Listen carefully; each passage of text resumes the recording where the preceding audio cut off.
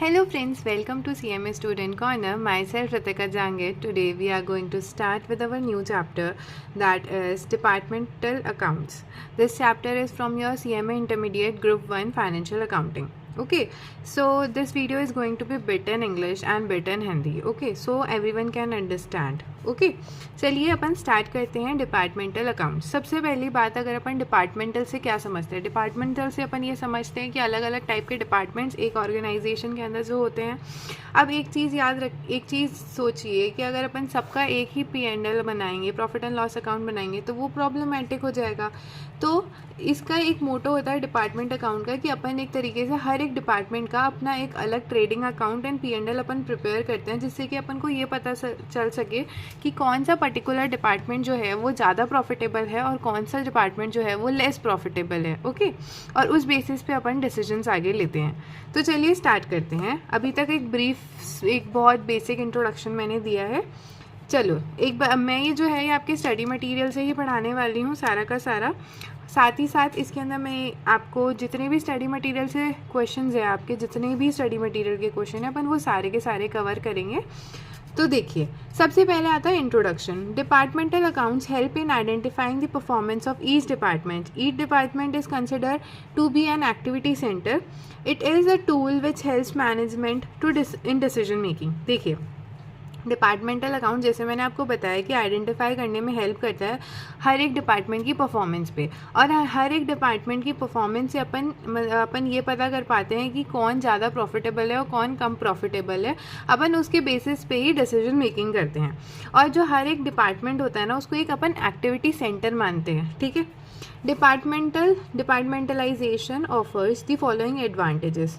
एक proper allocation कर सकते हैं अपन कि कौन कौन सी किस ने क्या क्या करा है, किसका कितना खर्चा है, अपन प्रॉपरली एग्जैक्टली एलोकेट कर पाएंगे। कंट्रोल कर पाएंगे कि कौन सा separate cost and profit figures जो है वो सही है, और प्रॉपर एब्जॉर्प्शन भी हो पाएगी। ठीक है, अब अपन देखते हैं डिफरेंस क्या होता है branch accounting and departmental accounting के अंदर। देखिए, एलोकेशन ऑफ द एक्सपेंसेस। ठीक है, In case of branch accounting, allocation of common expenses does not arise. जो branch account के अंदर जो common expenses होते हैं वो arise ही नहीं हो पाते हैं, but departmental accounts के अंदर allocation of common wealth is the fundamental creation here. ठीक है, result of operation, it shows the trading result of each individual branch. हर एक इंडिविजुअल ब्रांच का ये ट्रेडिंग रिजल्ट बताता है। उसी जगह डिपार्टमेंट अकाउंट क्या करता है, शो करता है trading result of each department का। ठीक है, maintenance of accounts, the method of branch accounting depends upon the nature and type of branch, whether dependent branch है या इंडिपेंडेंट ब्रांच है। और जो डिपार्टमेंटल अकाउंट्स है वो सेंट्रल मेंटेन करे जाते हैं, इट इज़ सेंट्रली मेंटेन। ठीक है, टाइप्स ऑफ अकाउंटिंग, इसके अंदर इट इज़ प्रैक्टिकली अकाउंट्स होते हैं, और इसके अंदर सेगमेंट अकाउंट्स की तरह से अपन सॉल्व करते हैं। कंट्रोल क्या है, कंट्रोल जो होता है इसका सारा का सारा कंट्रोल होता है ब्रांच का बाय HO, और effective control is possibly by when the department supervisor who closely related, मतलब जो भी उसका सुपरवाइजर है या फिर जो भी उसको वॉच कर रहा है उसके थ्रू किया जाता है। एक second. Next up we have the basic apportionment expenses कौन कौन से हैं। ठीक है, जैसे इसमें कुछ सर्टेन एक्सपेंसेस होते हैं जो उस बेसिस पे अपोर्शन करे जाते हैं, उन्होंने रेशियो के बेसिस पे अपन डिस्ट्रीब्यूट करते हैं। ठीक है, देयर आर सर्टेन स्पेसिफिक, आप एक सेकेंड रुकिए, अपन ये जो है ये मैं आपको मेरे खुद के हैंड रिटन नोट से बताती हूँ, वो आपको ज़्यादा ईजी रहेगा। ठीक है, तो वेट अ मिनट। देखिए, यहाँ पे लिख रखे हैं मैंने एक तरीके से एक प्रॉपर प्रेजेंटेशन के सेंस में, जो आपके लिए इजी रहेगा कि प्रॉपरली किस तरीके से एलोकेट करनी चाहिए अपने को डायरेक्ट और इनडायरेक्ट एक्सपेंसेस जो भी अराइज हो रहे हैं एक डिपार्टमेंट के अंदर। सबसे पहले बेसिस क्या है, in the ratio of sales के रेशियो में अपन को क्या क्या डिस्ट्रीब्यूट करना चाहिए। देखिए, एडवर्टाइजमेंट एंड पब्लिसिटी एक्सपेंसेस। अगर अपन कोई भी एडवर्टाइजमेंट कर रहे हैं या कोई भी पब्लिसिटी कर रहे हैं तो अपन किस लिए कर रहे हैं, जैसे अपनी सेल इंक्रीज हुए, राइट, तो इस वजह से अपन सेल्स के रेशियो में डिस्ट्रीब्यूट करते हैं। कैरेज आउटवर्ड्स जो होता है वो सेल्स के रेशियो में होता है, और कैरेज आउटवर्ड आपके P&L के अंदर आता है, ये चीज़ याद रखिएगा। सेलिंग कमीशन जो होता है वो अपना सेल्स के उसमें हो गया। फ्री सैम्पल्स अगर अपन डिस्ट्रीब्यूट करें तो सेल्स के रेशियो में। ट्रैवलिंग एजेंट का कमीशन वो भी सेल्स। डिस्काउंट जो अलाउ करा गया है डेटर को। बेड डेप्स जो हुए हैं या डिस्ट्रीब्यूशन ऑफ पैकिंग एक्सपेंसेस, ठीक है, पैकेजिंग एक्सपेंसेस, ये सारे के सारे सेल्स से रिलेटेड होते हैं, इसलिए इनको सेल्स रेशियो में बांटते हैं। नेक्स्ट अब है परचेज के रेशियो में। एक्सटर्नल परचेज ओनली, जो बाहर की परचेजेस होती है ना उसको, जैसे डिस्काउंट अगर रिसीव हुआ है। कैरेज इनवर्ड्स है, कैरेज इनवर्ड्स जो होता है वो ट्रेडिंग अकाउंट में आता है। ये याद आप, मतलब ये वो टॉपिक है, मैंने इसलिए बोला, आई नो ये आप लोगों को सबको पता होगा कि कैरेज आउटवर्ड्स क्या होता है, कैरेज इनवर्ड्स क्या होता है। कैरेज आउटवर्ड्स जो होता है अपने P&L का खर्चा होता है, और कैरेज इनवर्ड्स जो होता है वो अपना ट्रेडिंग अकाउंट का खर्चा होता है। बट एक ये वो टॉपिक्स है जिसके अंदर थोड़ा बहुत कन्फ्यूजन हो जाता है, इस वजह से मैंने एक स्पेसिफिक करके लिख दिया जिससे आगे आपको हेल्प करे इफ़ इन केस अगर आपको कभी भी कोई भी डाउट क्रिएट होता है तो। Next commission and brokerage on purchase जो भी हुआ है वो सारे के सारे परचेज के रेशियो में होगा। Next in the ratio of number of workers and employees, number of workers और एम्प्लॉयज़ के बेसिस पे क्या क्या चीज़ें डिस्ट्रीब्यूट करी जाएगी। वेजेस एंड सैलरी ऑब्वियस है, bonus incentives, allowances and perquisites, staff welfare expenses, supervisor expenses और कमीशन, ठीक है। नेक्स्ट अब we have in the ratio of floor area occupied. Floor area occupied के बेसिस पे क्या क्या डिस्ट्रीब्यूट करा जाएगा। All the expenses of department building, examples rent, general lighting, electricity, repair, maintenance, depreciation, insurable premium etcetera, ये सारे जो भी होते हैं ये सारे के सारे आपके नंबर ऑफ, ये आपके रेशियो में होता है फ्लोर एरिया ऑक्यूपाइड जितना होता है। नेक्स्ट आता है in the ratio of light points, जो भी जनरल लाइटिंग के एक्सपेंसेस हो रहे हैं अपने वो। इन the ratio of value of asset with the department, जो अपनी असेट है डिपार्टमेंट की उसकी वैल्यू के बेसिस पे क्या क्या होगा। जो भी एक्सपेंसेस जो हो रहे हैं ऑफ द डिपार्टमेंट, जो भी असेट है एक्सेप्ट लैंड बिल्डिंग को, जैसे rent, repair, maintenance, depreciation, insurance premium etcetera, ये सारे। इन the ratio of closing stock balance of debtor, closing stock of balance of debtor के बेसिस पे क्या होगा। अपना प्रोविजन जो है अपना बनाया है, bed debts, doubtful debts and the provision for discount और डेटर्स, ये बनाया है। In the ratio of salary wages of each department, ये जो होता है ये ऑल द एक्सपेंसेस जो भी रिलेटेड होते हैं, retirement benefit of the employ, pension, superannuation, annuity, इन सब पे होता है, वो सारे होते हैं। In the ratio of horse power, जो भी पावर एंड फ्यूल होता है, जो भी पावर एंड फ्यूल होता है as per the given basis और एक्सपर्ट ओपिनियन, जो क्वेश्चन अगर इंडिकेट करता है डायरेक्टली वो हो जाता है। In the ratio of gross profit of the department, ये भी क्वेश्चन अगर अपन को स्पेसिफाई करता है तो उस बेसिस पे होता है। तो इसी के साथ में अपने ये जो 11 पॉइंट्स मैंने आपको बताया, इन बेसिस के ऊपर अपन जो भी अपने डायरेक्ट और इनडायरेक्ट एक्सपेंसेस हो या फिर इनकम हो वो अपन डिपार्टमेंट में डिस्ट्रीब्यूट करते हैं, ठीक है। अब मैं आपको एक डिपार्टमेंटल ट्रेडिंग अकाउंट जो है उसका एक फॉर्मेट शो कर देती हूँ जो आपकी हेल्प करेगा आपको क्वेश्चन आगे सॉल्व करने के लिए, ठीक है। देखिए, जो भी डिपार्टमेंटल ट्रेडिंग अकाउंट है सबसे पहले अपन उसका ओपनिंग स्टॉक लिख देते हैं। यहाँ पे ओपनिंग स्टॉक लिख दिया department X and department Y, for example मान के चलते हैं। जो भी सेल्स रिटर्न होती है वो इस तरफ आती है, ठीक है।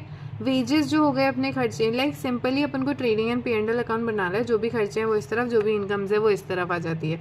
वेजेस आ गई, डायरेक्ट एक्सपेंसेस, टू परचेजेस, जो भी अपने ट्रांसफ़र आया है गुड्स का। अब ये जो है ये मैं आपको भी रुक के बताती हूँ, ठीक है। अभी तक इतना हो गया, बाय सेल्स, बाय जो परचेज जो अपने रिटर्न करें और गुड्स ट्रांसफ़र। अब देखिए ये है इसमें क्या होता है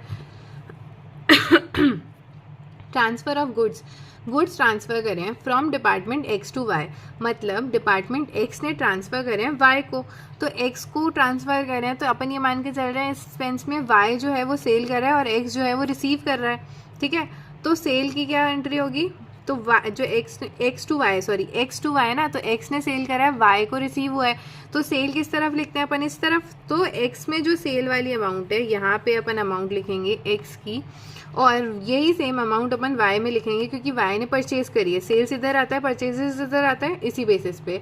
अगर दूसरा देखें, from department Y to X, मतलब वाई सेल कर रहा है, इस बार वाई सेल कर रहा है तो यहाँ पे वाई के अंदर सेल्स में यहाँ पे अमाउंट आ गई, और रिसीव किसको हो रही है, एक्स को, तो ये यहाँ पे आ गया, ठीक है। अब जैसे return of goods from department X to Y वापस, तो जो है वो रिटर्न हो रहा है तो उसकी अपोजिट हो जाएगी एंट्री, और डिपार्टमेंट वाई टू एक्स है तो भी अपोजिट एंट्री हो जाएगी। उस बेसिस पे अपन इसको रिकॉर्ड करते हैं, ठीक है। क्लोजिंग स्टॉक लिख देते हैं। ग्रॉस प्रॉफिट जो होता है वो अपन यहाँ पे लिख देंगे। फिर जो ग्रॉस प्रॉफिट है वो अपन अपने नेक्स्ट कैरी फॉरवर्ड कर देंगे।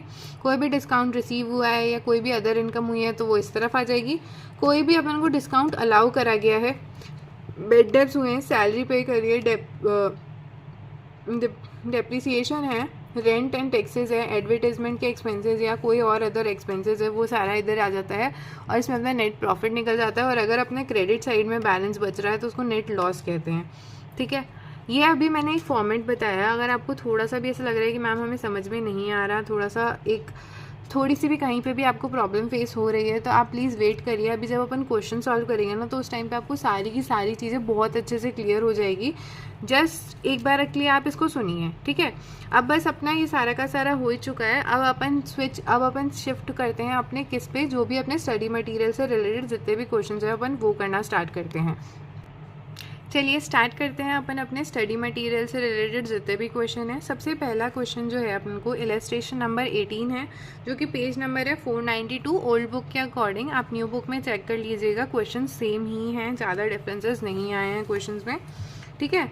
तो इलस्ट्रेशन नंबर 18 क्या है? From the following trial balance prepare departmental trading and profit and loss account for the year ended 31 December 2013 and the balance sheet as per the date in the books of accounts of mister Shri, ठीक है।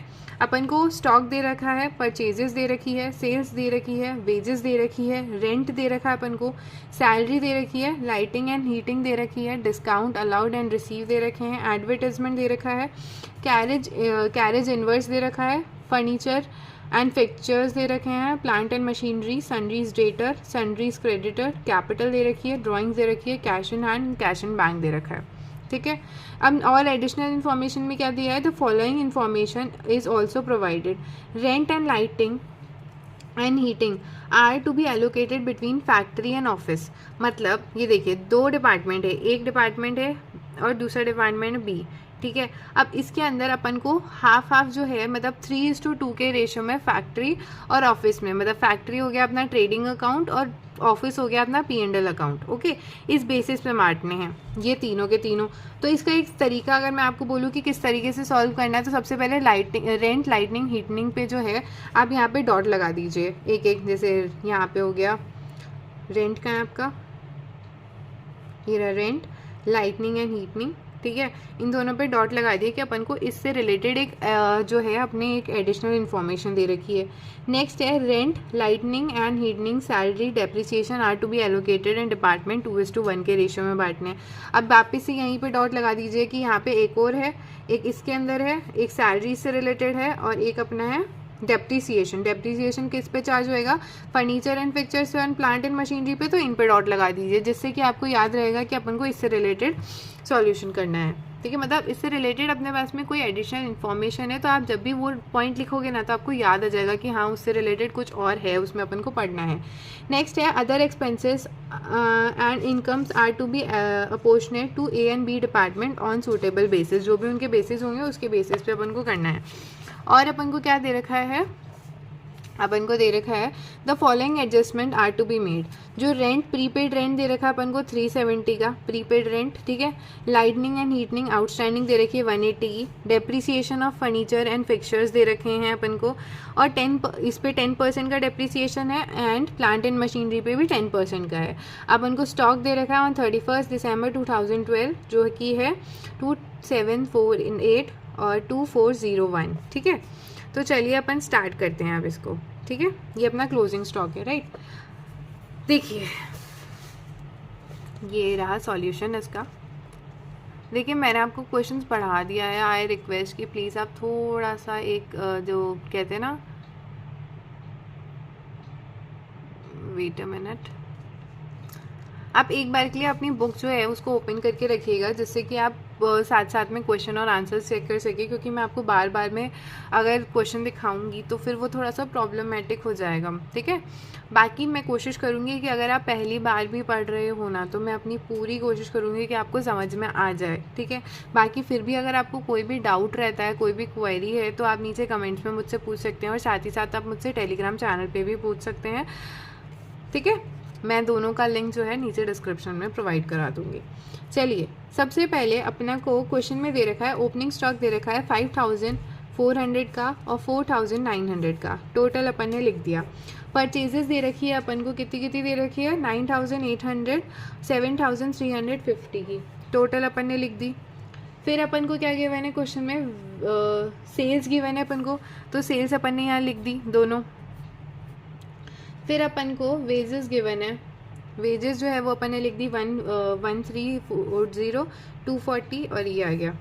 फिर उसके बाद में अपन को rent given है, लेकिन आप ध्यान देंगे रेंट पे अपन ने डॉट लगा रहा है। रेंट पे क्या कहा था, रेंट जो है पहली बात तो अपने पास में रेंट प्रीपेड रेंट भी है, ठीक है। प्रीपेड रेंट जो होता है वो माइनस करा जाता है, तो 1870 में से अपन माइनस करेंगे जो भी अपना प्रीपेड रेंट है। और फिर उसके बाद में अपन को ये कहा था कि जो भी आपका रेंट से रिलेटेड जो भी खर्चा है आप उसको ट्रेडिंग और P&L अकाउंट में, मतलब फैक्ट्री एंड ऑफिस के अंदर 3:2 के रेशो में बांटेंगे, ठीक है। और फिर उसके बाद में 3:2 के अंदर बांटने के बाद में जो रेंट का खर्चा है डिपार्टमेंट ए और बी के अंदर 2:1 में बांटेंगे। मैम थोड़ा समझ में नहीं आया, मैम आप एक बार थोड़ा सा करके दिखाइए। ओके वेट अ मिनट, मैं आपको कैलकुलेटर पे करके दिखाती हूँ और साथ ही साथ वैसे भी दिखाती हूँ। देखिए यहाँ पे अपन को रेंट कितना दे रखा है, रेंट दे रखा है 1870, तो अपन ने कैलकुलेटर पे लिखा, आपको दिख रहा है ना,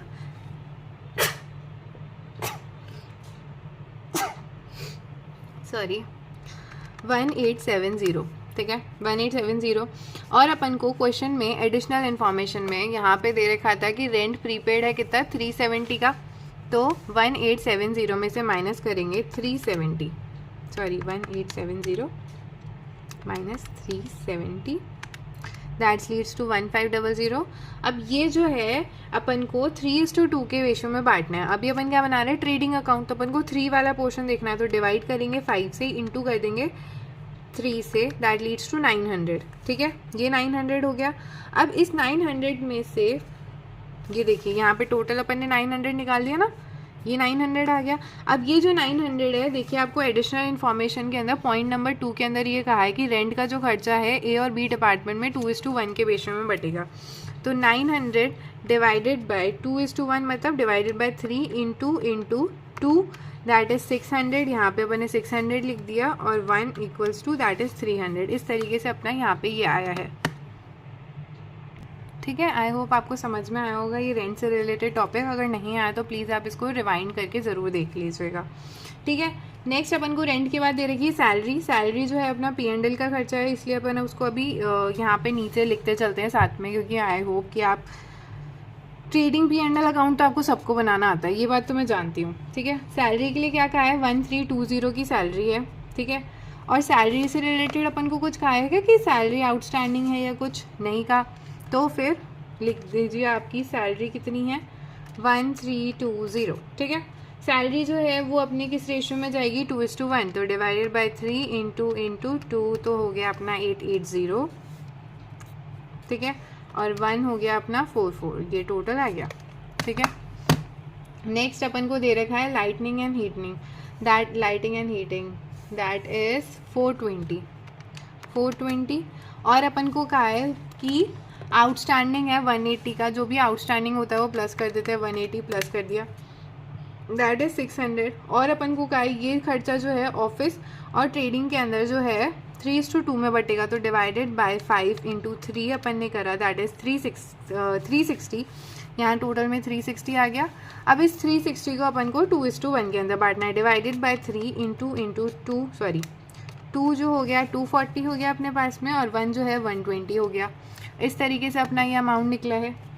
नेक्स्ट आता है अपने पास में डिस्काउंट अलाउड। डिस्काउंट अलाउड जो है, देखिए रेंट वाला जो रिमेनिंग पोर्शन था ना, ये भी आई होप आपको आ गया हो, जिस तरीके से अपन ने ऊपर निकाला ना उसी तरीके से आएगा। और ये लाइटिंग एंड हीटिंग का जो रिमेनिंग पोर्शन था ना, वो भी ये इसी तरीके से निकला है। अगर आपको कोई भी प्रॉब्लम हो तो आप मुझसे बता दीजिएगा, मैं आपको सॉल्व करके बता दूंगी, ठीक है। नेक्स्ट अपना क्या है, डिस्काउंट अलाउड। डिस्काउंट अलाउड करा गया है अपन को, ठीक है। तो ये रहा डिस्काउंट अलाउ। डिस्काउंट अलाउ कितना है अपना, दैट इज़ 441। और अपन को ये पता है डिस्काउंट अलाउड जो है अपना सेल्स से रिलेटेड है, तो वो सेल्स के रेशियो में जाएगा, ठीक है। और अपनी सेल्स कितनी है, सेल्स अपनी दे रखी थी डिपार्टमेंट ए की है 16,900 और बी की है 13,520। इसका अगर अपन रेशियो निकालेंगे तो उस रेशियो के अंदर डिस्ट्रीब्यूट करके आप यहाँ से ये आंसर निकाल सकते हो। और अगर आपको रेशियो निकालना नहीं आ रहा तो डोंट वरी, ये आप टोटल कर लीजिए 16,900, सॉरी आपको दिख नहीं रहा होगा ना, 16,900 प्लस 13,520 दैट्स लीड्स टू 30,420 तो जो अमाउंट है आपका डिवाइडेड बाय 30,420 इंटू फिर 16900, तो ये अपना आ गया 244.9 है, तो अपने 5 में लिख दिया इसको। और दूसरी अमाउंट क्या थी 13,520 दैट इज 195.9, तो अपन 196 ले लिया। ठीक है, वरी नहीं करना, हर चीज़ का एक सिंपल वे भी होता है, ये चीज़ याद रखिएगा। ठीक है, नेक्स्ट अपना डिस्काउंट अलाउ हो गया अपना। फिर अपने पास में डिस्काउंट रिसीव। डिस्काउंट रिसीव अपनी इनकम है एक तरीके से, और डिस्काउंट रिसीव कितने का हुआ है 133 का, तो अपन ने यहाँ पे लिखा 133 that is discount receive. And discount receive के लिए अपन को कुछ कहा है क्या, डिस्काउंट रिसीव किस पे होगा, डिस्काउंट कब रिसीव होता है, डिस्काउंट अपन को रिसीव होता है जब अपन कुछ सामान खरीद के लेके आ रहे हैं, तो ये परचेज से रिलेटेड है, तो अपने परचेजेस के रेशियो के अंदर बढ़ेगा। परचेजेस अपन को दे रखी है 9,800 की और 7,350 की, इसका रेशियो अगर अपन निकालेंगे तो 4:3 आएगा, तो उस रेशियो के अंदर अपन ने इसको डिस्ट्रीब्यूट कर दिया। ठीक है, next up we have advertisement expense. Advertisement जो होता है वो सेल से रिलेटेड होता है, ये अपना फर्स्ट डिस्ट्रीब्यूशन था जो मैंने आपको उस 11 की लिस्ट के अंदर बताया था। एडवर्टाइजमेंट कितना दे रखा है 738 का दे रखा है, ये अपन ने लिख दिया 738। और एडवर्टाइजमेंट जो है वो अपन डिस्ट्रीब्यूट करेंगे किस रेशो में, सेल्स के रेशो में, तो अपन ने ये यहाँ पे डिस्ट्रीब्यूट करके आंसर निकाल लिया। Next up we have carriage inverse. Carriage inverse जो होना मतलब अपने पास में आ रहा है, परचेज रेशियो में बटेगा कैरेज इनवर्स। ठीक है, कैरेज इनवर्स मैंने आपको बताया था, कैरेज इनवर्स जो होता है आपका ट्रेडिंग अकाउंट का पार्ट होता है, तो कैरेज इनवर्स कितना है अपने पास में दैट इज़ 469, ये अपन ने लिखा। और कैरेज इनवर्स को अपन डिस्ट्रीब्यूट कर देंगे किस रेशियो में, परचेज के रेशियो में, क्योंकि वापस आ रहा है ना अपने पास में जो अपन ने कैरेज इनवर्स। ठीक है, तो ये हो गया carriage inwards in the sense अपन ने परचेज रिटर्न जो हो रही है, जो अपन ने परचेज करी है वो अपन वापस रिटर्न कर रहे हैं। ठीक है, ये हो गया। नेक्स्ट अब we have furniture and fixtures. Furniture and fixtures के लिए क्या कहा था अपन को कि उस पर डेप्रीसिएशन चार्ज होएगा, तो डेप्रीसिएशन जो होता है वो अपने इसमें आता है P&L अकाउंट के अंदर, डेप्रीसिएशन फर्नीचर एंड फिक्चर्स का ये यहाँ पे लिख दिया।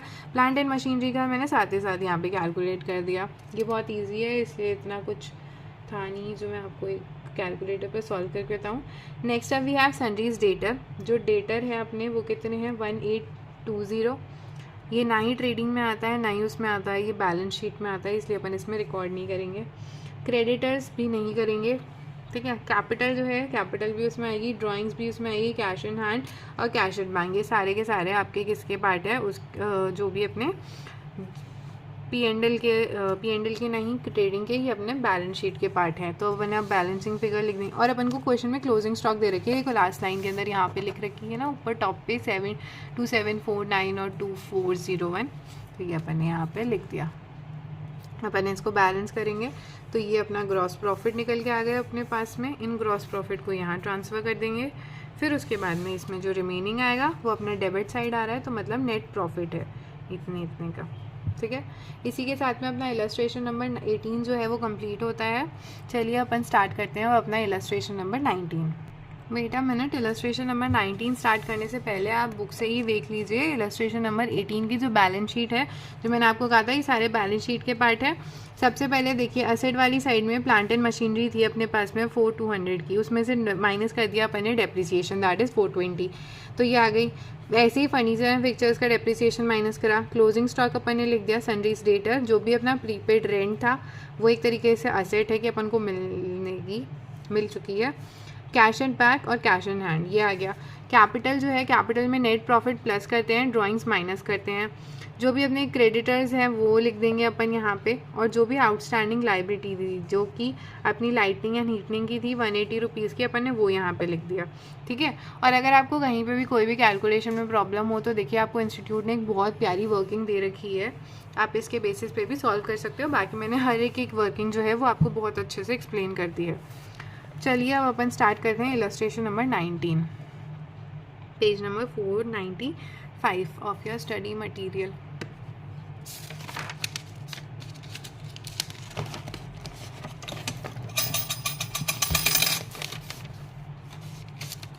एक बार रीड करिए आप।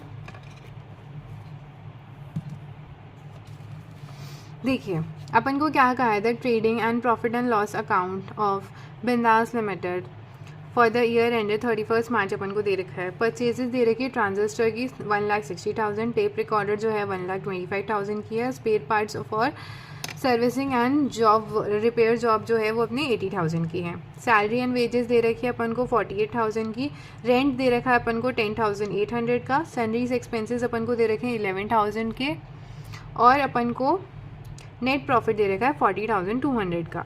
सेल्स दे रखी है अपन को तीनों की 1,75,000, 1,40,000 एंड 35,000। ठीक है, ट्रांजिस्टर का क्लोजिंग स्टॉक दे रखा है 60,100, ट्रांजिस्टर टेप रिकॉर्डर इन सब का अपन को दे रखा है। ठीक है, अब क्या बोला है, prepare departmental trading account, departmental account for the each 3 department A, B, C, mention above after taking into consider following. इन सारी चीज़ों को ध्यान में रखते हुए अपन को डिपार्टमेंटल अकाउंट बनाना है। क्या बोला है, transistor and tape recorders are sold at a showroom, जो है servicing and repair are carried out at a workshop. Salary and wages जो है कंप्राइज करते हैं शोरूम के इतना 3/4 एंड वर्कशॉप है 1/4।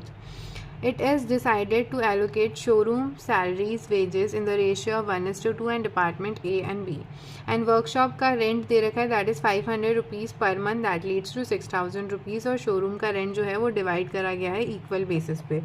और between department A and B salaries expenses अपन को दे रखी है are to be allocated on the basis of turnover के बेसिस पे अपन को एलोकेट करनी है। तो चलिए अपन स्टार्ट करते हैं। सबसे पहले देखिए अगर अपन बोले तो A एंड B जो है वो शोरूम के उसमें है और C जो है वो वर्कशॉप के उसमें है। अगर आपको थोड़ा सा भी कन्फ्यूजन ना हो इस वजह से मैंने आपको ये बात पहले ही बता दी। ठीक है, सबसे पहले अपन ने क्या करा, जितनी भी अपन को परचेजेस थी वो अपन ने लिख दी। ठीक है, और स्पेयर पार्ट्स का भी लिख दिया। अपन को सैलरी एंड वेजेस दे रखी है। सैलरी एंड वेजेस में क्या बोला गया है कि जो सैलरी है कितने की है अपनी, दैट इज़ 48,000 रुपीज़ की, राइट, 48,000 की है। 48,000 को अपन पहले तो 1:2 के रेशियो में बांटेंगे। 48,000 का जो 1/4 एरिया है, देखियो यहाँ पे कहे हैं salaries and wages comprise as following, showroom की है 3/4 एंड वर्कशॉप की है 1/4। तो सैलरी एंड वेजेस कितनी है, 48,000 है। ठीक है, इंटू 3:4 दैट लीड्स टू 36,000 जो है वो अपनी किसकी है, शोरूम की है। और जो शोरूम की सैलरी है वो अपन को एलोकेट करनी है 1:2 के रेशियो में। तो यहाँ पे यही करा अपन ने, 48,000 का अपन ने 1/4 निकाल लिया। ठीक है, वो अपना आ गया 12,000। उस 12,000 को अपन ने यहाँ लिख दिया और रिमेनिंग ये तो 12,000 आ गया। 12,000 कैसे आया मैं बताऊँ, 36,000 माइनस 48,000 जो अपना था टोटल वो अपना 12,000 है ना। तो रिमेनिंग ये जो 12,000 है ये तो पूरा का पूरा सी का है।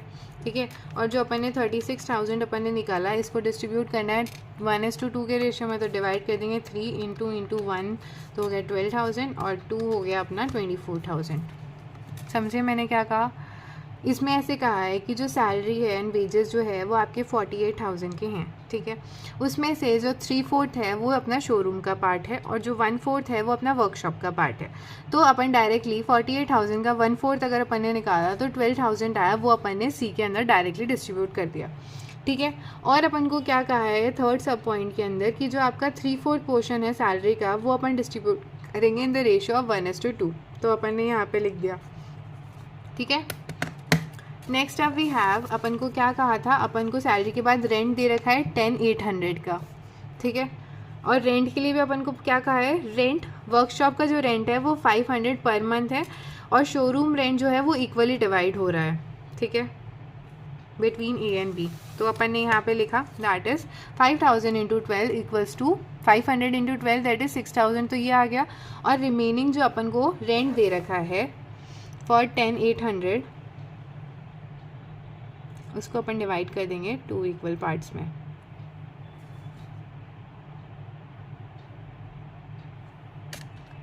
देखिए 10,800 अपने के पास में, देखिए सॉरी 10,800 जो है वो अपना टोटल पूरा का पूरा रेंट है, जिसमें से अपना 500 इंटू 12 करा दैट इज 6,000 वाला रेंट जो है वो अपना किसका है, वो अपना है वर्कशॉप वाले का।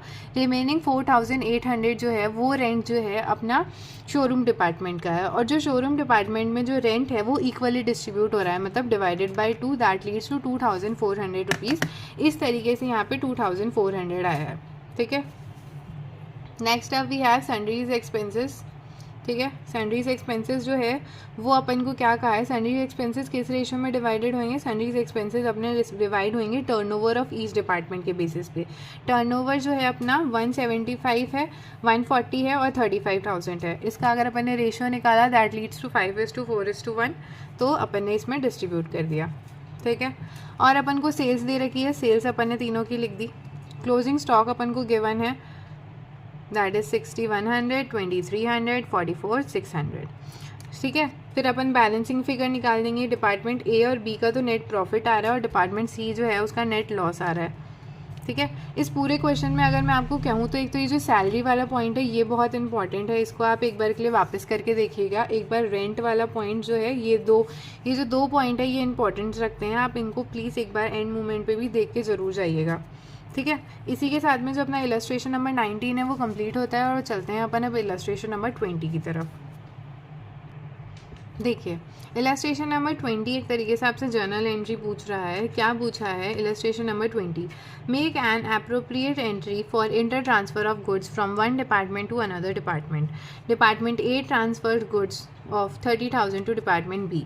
मतलब डिपार्टमेंट बी जो है वो एक तरीके से परचेज कर रहा है और डिपार्टमेंट ए जो है वो ट्रांसफ़र कर रहा है, मीन्स वो सेल कर रहा है। तो ए तो आ जाएगा अपने नीचे टू सेल्स वाली साइड जैसे होता है 2 डिपार्टमेंट ट्रेडिंग अकाउंट, और ऊपर आ जाएगा अपने डिपार्टमेंट ट्रेडिंग अकाउंट बी।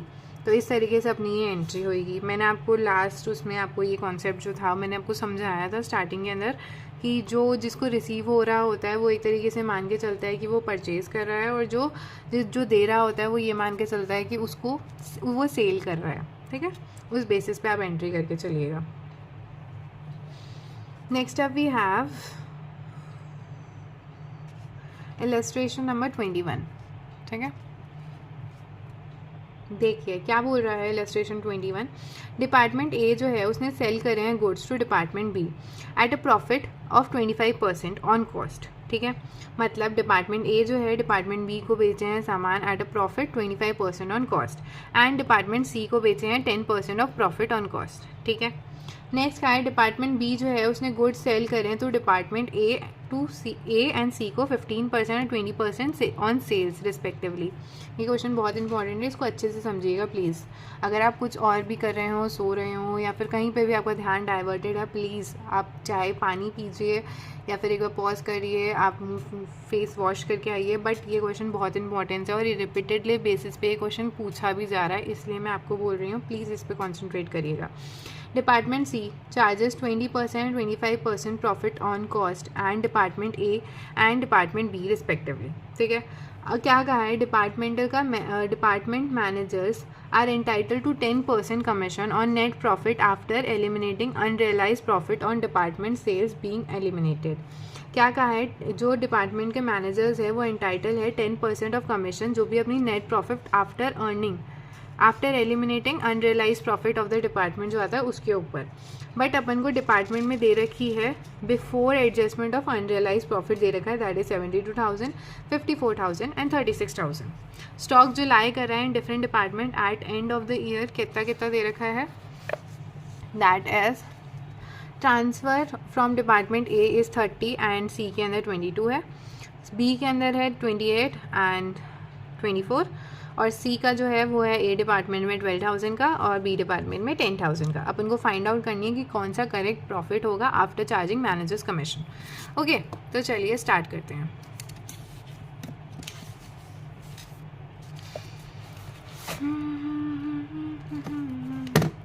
देखिए, सबसे पहले तो मैं आपको क्वेश्चन की समरी दिखा देती हूँ। सबसे पहले क्वेश्चन की समरी क्या है, डिपार्टमेंट ए जो है वो सेल कर रहा है गुड्स डिपार्टमेंट बी और सी को, किसमें 25% of cost and 10% of cost.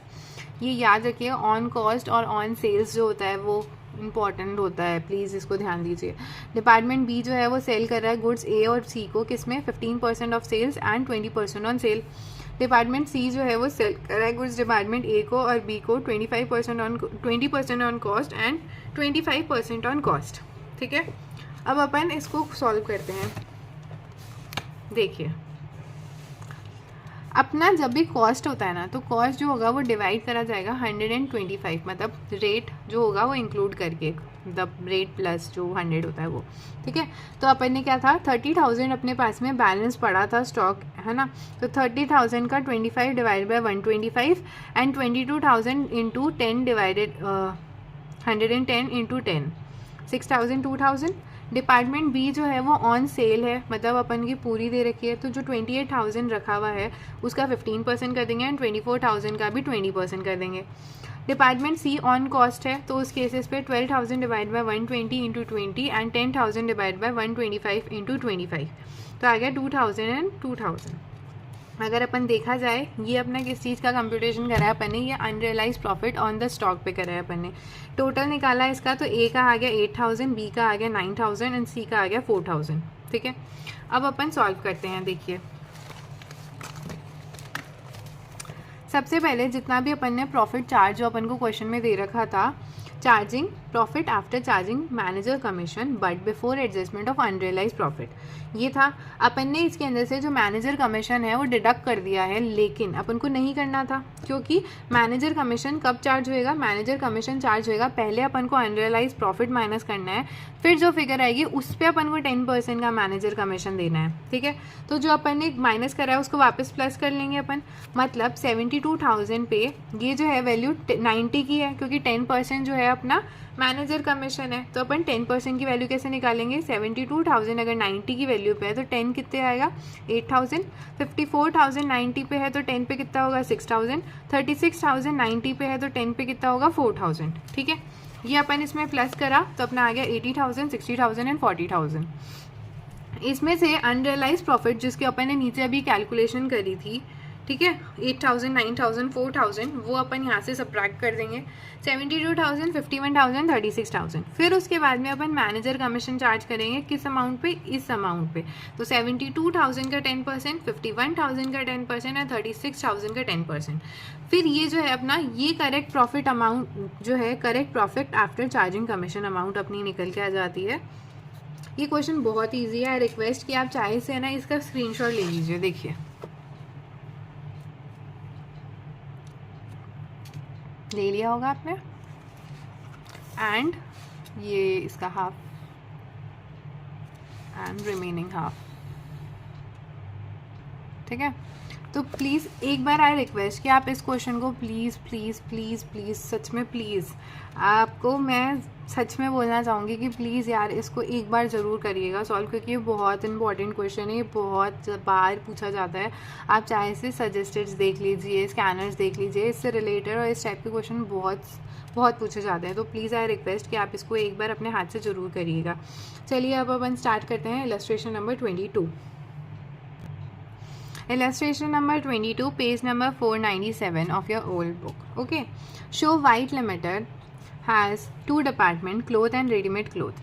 Ready-made cloth are made by the firm itself out of cloth supplies by the cloth department. Cloth department जो है वो ready-made department को cloth supply करता है, उसी से उसके वो सामान बनते हैं। ठीक है, और यूजुअल सेलिंग प्राइस पे होता है। द फॉलोइंग फिगर्स प्रिपेयर करना है अपन को trading profit and loss account for the year ended 31 मार्च 2013 को। ठीक है। ओपनिंग स्टॉक दे रखा है अपन को दोनों का, दैट इज 33,50,000। परचेजेस दे रखी है 20 लाख और 15,000 रुपये। सेल्स दे रखी है 22 लाख और 4,50,000 रुपये। ट्रांसफर करा है टू रेडीमेड क्लोथ डिपार्टमेंट, मतलब रेडीमेड डिपार्टमेंट के लिए सेल है, राइट, क्योंकि ट्रांसफर टू है तो transfer to sale cloth department को रिसीव हो रहा है और सेल कौन कर रहा है, रेडीमेड डिपार्टमेंट। तो रेडीमेड डिपार्टमेंट के लिए सेल माना जाएगा और क्लोथ डिपार्टमेंट के लिए क्या माना जाएगा, परचेज माना जाएगा। उस बेसिस पे एंट्री करेंगे अपन 3 लाख की। एक्सपेंसेस जो है मैन्युफैक्चरिंग से रिलेटेड जो भी एक्सपेंस होते हैं वो अपने ट्रेडिंग अकाउंट से चार्ज करे जाते हैं, और सेलिंग से रिलेटेड जितने भी एक्सपेंसेस होते हैं वो अपने P&L अकाउंट से चार्ज करे जाते हैं। क्लोजिंग स्टॉक अपन को दे रखा है 2 लाख रुपये का और 60,000 रुपये का। The stock in ready-made cloth department may be considered as 75% cloth and 25% other expenses। क्या कह रहा है, जो स्टॉक है रेडीमेड डिपार्टमेंट के अंदर, रेडीमेड क्लोथ डिपार्टमेंट के अंदर, उसको ये कंसिडर करा जा सकता है कि 75% जो है वो क्लोथ डिपार्टमेंट का है और 25 जो है वो अदर एक्सपेंसेस है, ठीक है। The cloth department earned gross profit rate of 15% during the year 2011 and 12। General expenses दे रखे हैं होल बिजनेस के 1,10,000 रुपीज़ के। चलिए अपन स्टार्ट करते हैं। देखिए इलस्ट्रेशन नंबर 22। सबसे पहले departmental trading account and profit and loss account अपन ने लिख दिया फॉर द 31 मार्च 2013, ठीक है। सबसे पहले ओपनिंग स्टॉक जो अपन को दे रखा है 3,50,000 ये लिख दिया और टोटल आ गया। परचेजेस अपन को दे रखा है 20,15,000 तो 20,15,000 हो गया। ट्रांसफ़र करा है, फिर सेल दे रखी थी अपन को, सेल अपन ने यहाँ लिख दी। फिर क्या कहा है, transfer to readymade cloth department, ठीक है। तो टू सेल कर रहे हैं, सेल किसके लिए हो रही है, एक सेकेंड सॉरी, देखिए मतलब रेडीमेड के लिए सेल है, राइट। तो उस केस में ट्रांसफ़र करा जा रहा है, तो यहाँ पे आ गया ट्रांसफ़र में क्लोथ को तो रिसीव हो रहा है, क्लोथ, और रेडीमेड डिपार्टमेंट में अपन ने यहाँ लिख दिया।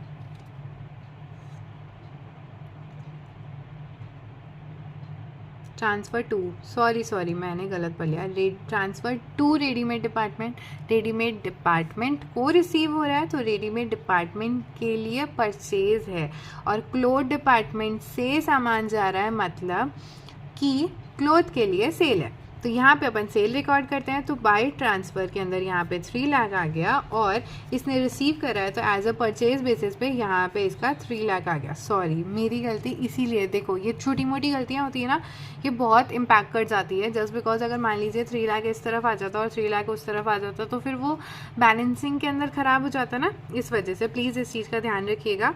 सॉरी फॉर माई मिस्टेक, ठीक है। नेक्स्ट देखिए, मैन्युफैक्चरिंग एक्सपेंसेस दे रखे हैं 60,000 यहाँ चार्ज कर लिया है अपन ने। प्रॉफिट एंड लॉस अकाउंट का अपन बैलेंसिंग फिगर निकालेंगे, ये क्लोजिंग स्टॉक भी अपन ने यहाँ लिख दिया, ठीक है। ये बैलेंसिंग फिगर आ गया, ये बैलेंसिंग फिगर अपना यहाँ ट्रांसफ़र हो जाएगा, ये अपन ने लिख दिया। सेलिंग एक्सपेंसेस दे रखे थे अपन को 2,600। प्रॉफिट एंड लॉस आ गया अपने केस में, ये हो गया, ठीक है। अब ये जो प्रॉफिट है टोटल ये रहा, इसके अंदर से अपन को कि 1,10,000 का जर्नल एक्सपेंस है वो हो गया, और रिमेनिंग जो है अपन को रिजर्व बनाना है। तो ये कैसे करा, देखिए, element of cloth in cloth and readymade department, ठीक है। 75% था इसका, 75% ऑफ 50,000, ठीक है, समझ गए। 75% इन opening stock of readymade department that is 50,000, that is इतना, और 75% ऑफ 60,000 क्लोजिंग स्टॉक में भी, तो क्लोजिंग में भी तो होगा 75%, तो वो आ गया अपना 45,000 और 37,500 आ गया। अब इसके अंदर से 15% जो है वो रिजर्व में जा रहा है, तो 37,500 का 15% आ गया इतना। अब ये 16% कैसे निकला ये मैं आपको बताती हूँ। ये अपना निकला है gross profit of sales department. देखिए कैसे, जो भी अपना ग्रॉस प्रॉफिट है divided by net sales into 100, GP sales ऐसे ही निकालते हैं, ठीक है। तो ग्रॉस प्रॉफिट कितना आ रहा है, ग्रॉस प्रॉफिट आया अपना 4 लाख रुपए का। देखिए क्लोथ डिपार्टमेंट में ग्रॉस प्रॉफिट कितने का है, 4 लाख रुपए का है ना, ठीक है। तो 4 लाख रुपए लिखा, divided by 22 lakh plus 3 lakh. 22 lakh plus 3 lakh क्यों, देखिए इसके अंदर कितना हुआ, 22 लाख तो ये वाला सेल्स वाला नेट सेल्स, प्लस जो ट्रांसफ़र होके इसके पास में आया है वो इसके पास कितना आया है, दैट इज़ 3 लाख रुपए, ठीक है। इसने ट्रांसफ़र करा ना 3 लाख रुपए जो रेडीमेड डिपार्टमेंट में ट्रांसफ़र करा, लेकिन वो था तो किसका, वो तो था तो क्लोथ डिपार्टमेंट का ही, इसलिए अपन ने इसमें प्लस करा है। तो 4 lakh divide by 22 lakh plus 3 lakh into 100 करा, तो ये अपने पास आ गया 16%। अब ये 16% किसका निकालेंगे, अपना ये जो अपन ने क्लोजिंग बैलेंस में निकाला था ना 75%, उसका निकाला, तो दैट लीड्स टू 7200 करके ये आंसर आ गया। ठीक है, फिर ये अपन ने 7200 में से माइनस कर देंगे अपन क्या, 5625, सॉरी आपको दिख नहीं रहा था, ये अपन ने यहाँ करा 75% ऑफ 60,000 दैट इज़ 45,000, फिर 45,000 का 16% दैट लीड्स टू 7,200। 7,200 में से जो अपना 15% वाला था पोर्शन जो ओपनिंग स्टॉक का था वो माइनस कर देंगे, तो जितना बैलेंस आया वो अपना रिजर्व, स्टॉक ऑफ रिजर्व जो आया वो ये अमाउंट आ गई। ये अमाउंट निकालना बहुत इंपॉर्टेंट है, मैं आपको इसको एक बार वापस से समझाती हूँ। देखिए कितना कितना एलिमेंट जो है वो क्लोथ डिपार्टमेंट का है। देखिए इसमें ऐसे का है, जो क्लोथ डिपार्टमेंट है उसके अंदर रेडीमेड डिपार्टमेंट का 75% है। ठीक है, 75% अपना ओपनिंग में भी होगा और क्लोजिंग में भी होगा। ओपनिंग कितना है, ओपनिंग स्टॉक है अपना रेडीमेड डिपार्टमेंट का 50,000 और क्लोजिंग स्टॉक कितना है रेडीमेड डिपार्टमेंट का 60,000। तो 50,000 ऑफ 75% दैट इज 37,500 एंड 60,000 का 75% दैट लीड्स टू 45,000। फिर उसके बाद में रिजर्व के लिए कहा है दैट इज़ 15%, तो इस अमाउंट का 15% निकाला तो ये आ गया। अब आपके क्वेश्चन अराइज हो रहा होगा ये 16% कैसे निकला। जैसे कि अपन ग्रॉस प्रॉफिट निकालते हैं, ग्रॉस प्रॉफिट कैसे निकालते हैं, जो भी अपना ग्रॉस प्रॉफिट है divided by net sales. Gross profit कितना था, अपन को ये कह रखा है, बता रखा है क्वेश्चन के अंदर, जो आपके क्लोथ डिपार्टमेंट का ग्रॉस प्रॉफिट है that is 4 lakh rupees, divide कर देंगे अपन क्लोथ में, सेल तो थी 22 लाख की और ट्रांसफ़र भी करा था अपन ने 3 लाख का, तो वो प्लस करेंगे इंटू करा 100 दैट लीड्स टू 16%। इसी के साथ में ये 16% निकला। फिर अपन ने 45,000 का 16% कैलकुलेट करा दैट इज़ 7,200 और 7,200 में से माइनस कर देंगे 5,625, तो इससे अपना आंसर आ जाएगा 1575, जो कि अपना स्टॉक है रिजर्व के अंदर अपना इसके अंदर। ठीक है, टोटल में निकलेंगे ये अमाउंट। तो इसी तरीके से ये क्वेश्चन जो है कंप्लीट होता है। चलिए अपन स्टार्ट करते हैं अपना नेक्स्ट इलस्ट्रेशन। चलिए स्टार्ट करते हैं illustration number 23, illustration number 23। Okay, page number 498। देखिए ये जो क्वेश्चन है ना, ये आपके लास्ट जो क्वेश्चंस कर रहे हैं उसके जैसा सही है, तो मैं आपको जो है इसका सॉल्यूशन बुक से ही करवा दूंगी, जिससे कि वीडियो ज़्यादा लंबी भी नहीं होए। ठीक है, और अगर आपको कोई भी प्रॉब्लम आए तो आप मुझसे पूछ सकते हो। ठीक है, A limited, A and company has 2 department, P and Q department. P sells goods to department Q, P जो है वो सेल करता है डिपार्टमेंट क्यू को at the normal selling price पे। ठीक है, from the following particular prepare करना है trading and P&L account and also prepare करना है, असरटेन करना है जो भी नेट प्रॉफिट रहेगा ट्रांसफर टू बैलेंस शीट। ठीक है, ओपनिंग स्टॉक दे रखा है, परचेजेस दे रखा है, गुड्स फ्रॉम पी दे रखा है, वेजेस दे रखा है, ट्रैवलिंग एक्सपेंसेस है अपने पास, closing stock at the cost of department दे रखा है, सेल्स दे रखा है, प्रिंटिंग एंड स्टेशनरी दे रखा है, और एडिशनल इन्फॉर्मेशन में अपन को कहा है सैलरी जो है, sorry, the expenses incurred for both department were not proportional between the department. क्या है, सैलरी दे रखी है 33 की, 33,000 है ये, यहाँ पे नीचे 33,000 लिख रखा है, इस वजह से मैंने वहाँ पे एक ज़ीरो बढ़ा दिया। एडवर्टाइजमेंट एक्सपेंसेस दे रखे हैं, जर्नल एक्सपेंसेस दे रखे हैं, डेप्रीसिएशन टू बी चार्ज 30% है, और मशीनरी वॉट कितने की है 96,000 रुपीज़ की। Advertisement expenses of department are to be apportioned in the turnover basis. ये जो एडवर्टाइजमेंट एक्सपेंसेस की बात कर रहे हैं अपन 1,20,000 की, ये किस रेशियो में जाएगा, ये अपने जाएगा टर्नओवर के रेशियो में। Salary and depreciation are to be apportioned in the ratio of 2:1, salary जाएगा 2:1 में और डेप्रिसिएशन जो होगा 1:3 के अंदर। जो भी जनरल एक्सपेंसेस है वो प्रोपोर्शनेट होंगे किस बेसिस पे 3:1 के अंदर। तो चलिए स्टार्ट करते हैं। देखिए मैं आपके हेल्प के लिए एक काम करती हूँ, ये इरेज कर देती हूँ वरना आप टिक टिक में कंफ्यूज हो जाओगे, राइट। चलिए स्टार्ट करते हैं। सबसे पहले ओपनिंग स्टॉक अपन को 5 लाख रुपीज़ दे रखा है, 5 लाख दिख दिया, और BQ का जो है कोई भी नहीं दे रखा, तो टोटल 5 लाख आ गया। नेक्स्ट परचेजेस दे रखे 28 की और 3 लाख की, तो ये आ गया 31। गुड्स फ्रॉम P है, ठीक है, तो P के लिए क्या है, परचेज है, और Q के लिए क्या है, सेल है, फ्रॉम P, ठीक है, गुड्स फ्रॉम P। तो यहाँ 8 लाख की तो सेल हो गई, इसके लिए P ने सेल करी है, P के लिए सेल है ना, राइट, P क्योंकि इसमें यहाँ देखो, अगर आपको कन्फ्यूजन हो ना तो यहाँ लिख रखा है डिपार्टमेंट पी जो है वो सेल करता है गुड्स टू डिपार्टमेंट क्यू।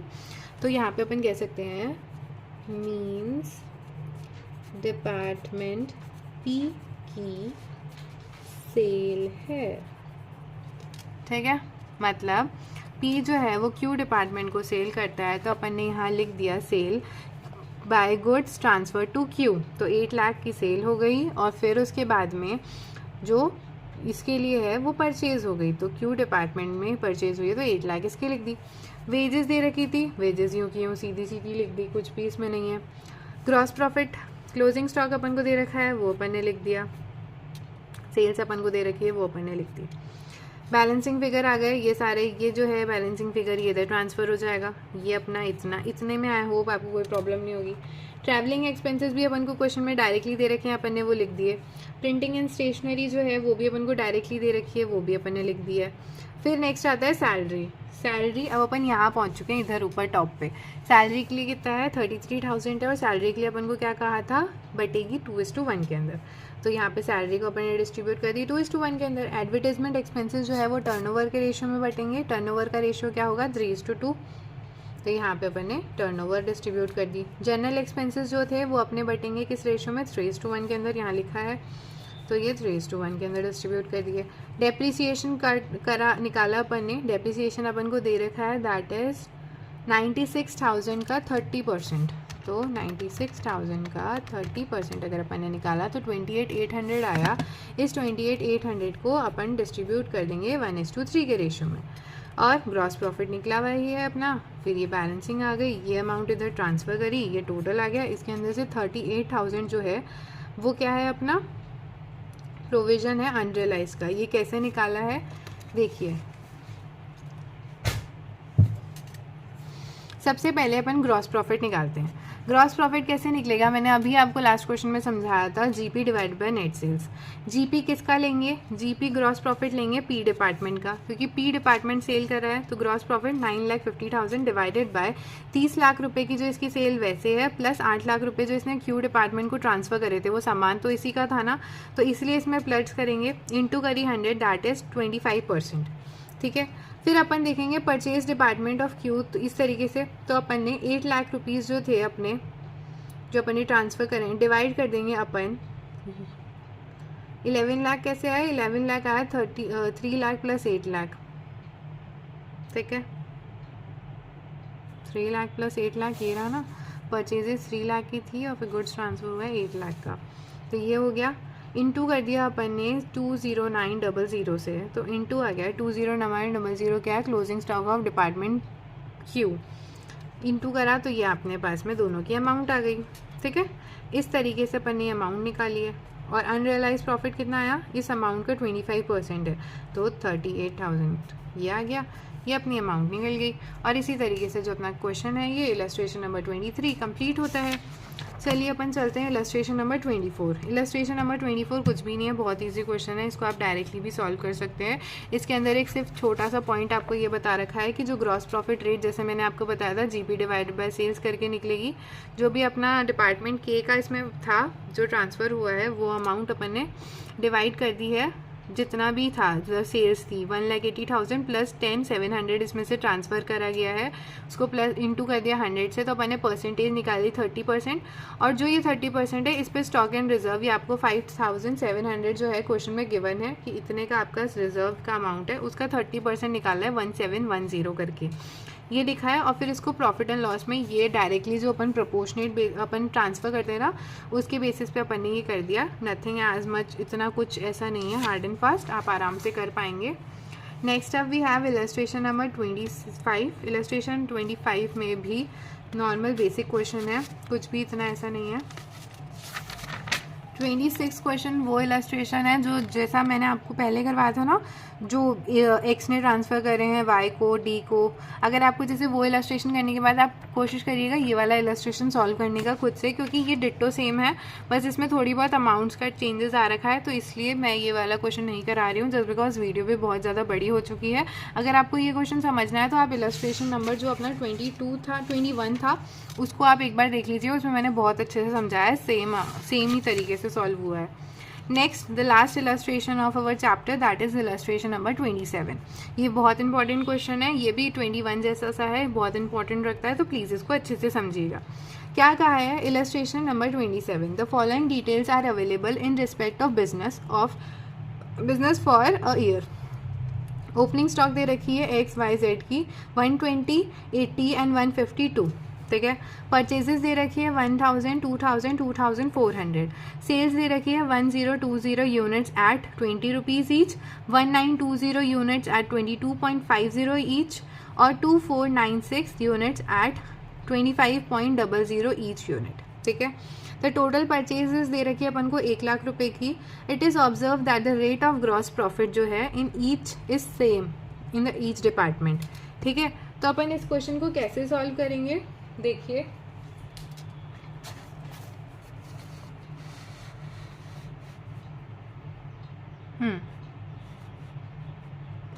देखिए सबसे पहले ओपनिंग स्टॉक अपन को दे रखी है 120, 80 एंड 152. प्लस कर देंगे इसमें परचेजेस दैट इज 1000, 2000, 2400 और जितनी भी अपन ने अमाउंट सोल्ड कर दी है वो माइनस कर देंगे 1020, 1920 एंड 2496.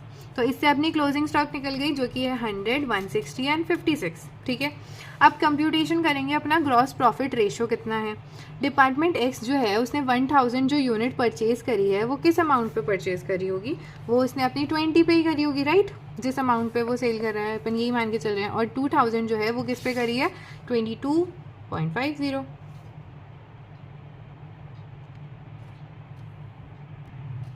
सॉरी यहाँ पे ये 20 नहीं होना चाहिए, दैट इज़ 22.50. ठीक है. जितना भी अपन ने परचेजेस करी है, जितने भी अपने सेल प्राइस है उसका अपन ने निकाला 1000 अगर 20.2 पे करा है, ये अपन टोटल सेल्स निकाल रहे हैं एक तरीके से, है ना. टोटल सेल्स जो अपन ने 2000 की हो गई 22.50 पे सेल करी थी और 2400 जो है अपन ने 25 रुपीज़ पे सेल करी थी. तो टोटल परचेजेस अपनी कितनी हो गई दैट इज़ 1,25,000. और कॉस्ट ऑफ परचेजेस अपन को दे रखी है जो कि है 1 लाख रुपये. तो बैलेंस ग्रॉस प्रॉफिट कितना आ गया 25,000 का. ठीक है. टोटल परचेजेस जो थी उसमें से कॉस्ट ऑफ परचेज माइनस करी अपन ने तो ग्रॉस प्रॉफिट आ गया 25 का.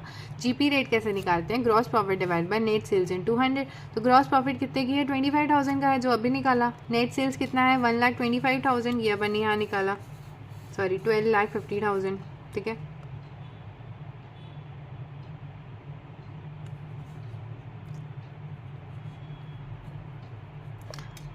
ये बहुत आज क्या हो रहा है मुझको, सॉरी 1,25,000. 25,000 अपना ग्रॉस प्रॉफिट है, उसको डिवाइड कर देंगे 1,25,000 से, इंटू करा 100, that is 20% of selling price, right.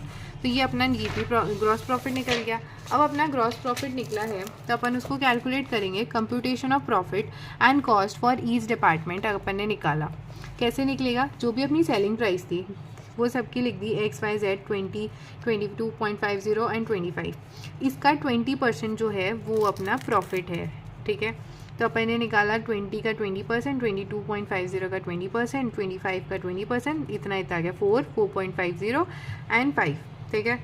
जो अपनी कॉस्ट थी sale price minus profit, sales minus profit कर देंगे. सेल्स अपन ने 20 पे करी है, प्रॉफिट कितने का हुआ है, प्रॉफिट हुआ है 4 का, तो अपनी कॉस्ट कितनी आ गई 16. इसी तरह 18 और इसी तरह 20. अब अपन डिपार्टमेंट के अंदर ट्रांसफ़र करेंगे. सबसे पहले ओपनिंग स्टॉक. ओपनिंग स्टॉक कैसे होगा, जो भी अपन ने अपना ओपनिंग स्टॉक कितना था 120 यूनिट्स का था, अपने किस प्राइस कॉस्ट पे ही करेंगे रिकॉर्ड. कॉस्ट पे रिकॉर्ड करेंगे तो कॉस्ट कितनी है 16, तो 120 इंटू 16 ये आ गया. 80 इंटू 18 ये आ गया. 152 इंटू 20 तो अपना ये आ गया. ठीक है. टोटल में अपन ने अमाउंट लिख दी. सेल्स जो होगी, सेल्स जो अपन को क्वेश्चन में दे रखी है उसी पे करेंगे. ये यहाँ पे दे रखी थी ना 1020 20 पे, तो ये आ गया 1920 22 पे, 2496 20 इस पे 25 पे, तो इस तरीके से टोटल आ गया. ठीक है. परचेज करें 1000, 2000, 2400. परचेज किस पे करेंगे, जो भी अपने कॉस्ट आएगी. कॉस्ट अपन ने निकाली 16, 18, 20, तो 1000 इंटू 16, 2000 इंटू 18 और 2400 इंटू 20. तो इससे अपना हो गया टोटल में आ गया 1 लाख रुपीज़. क्लोजिंग स्टॉक जो होगा, क्लोजिंग स्टॉक जो होता है वो भी अपना कॉस्ट पे निकलता है. क्लोजिंग स्टॉक कितना निकला था 100, 160 और 56. अपन 160 अपन ने ये सब निकाला था अपन ने अभी यहाँ पीछे भी.